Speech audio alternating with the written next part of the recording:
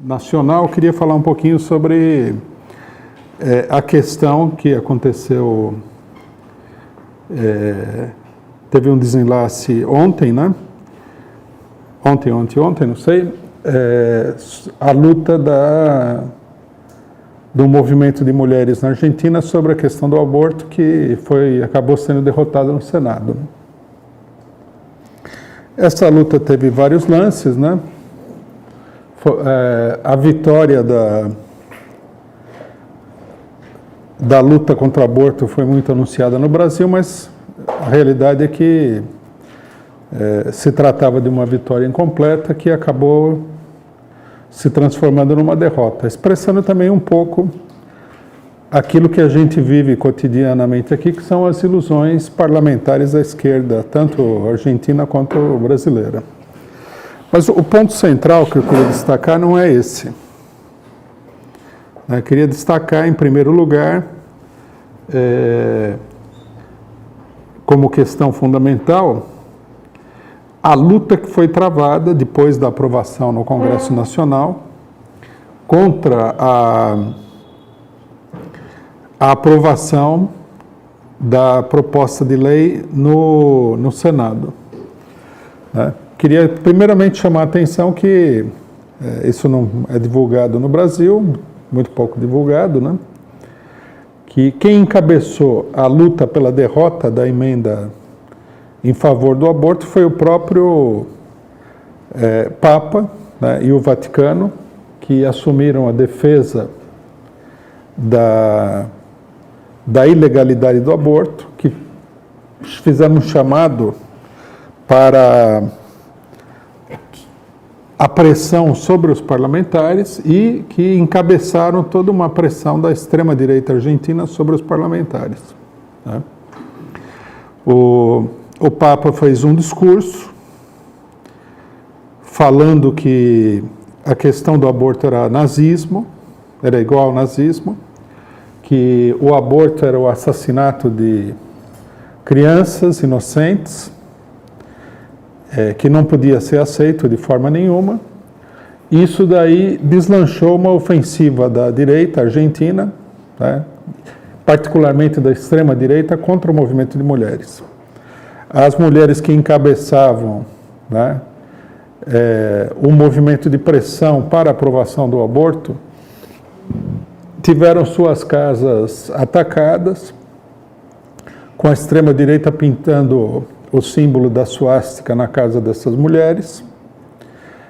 Houve agressão nas manifestações e tudo isso daí aconteceu a partir do chamado do Papa, que muita gente considera como um homem ultraliberal, o Papa argentino Francisco, né?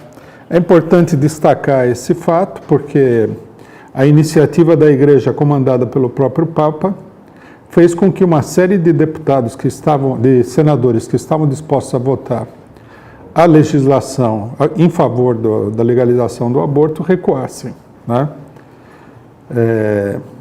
Houve uma pressão intensa sobre todos os deputados, com a Igreja argumentando que sobre os senadores, com a Igreja argumentando que se esses senadores votassem a legalização do aborto, perderiam o apoio eleitoral da Igreja, né?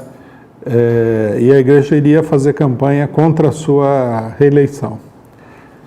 Esse movimento, que foi muito óbvio e evidente na Argentina, ele não aparece no Brasil pela imprensa nacional, né? A ex-presidenta da República, Cristina Kirchner, que é senadora, fez um discurso chamando as manifestantes a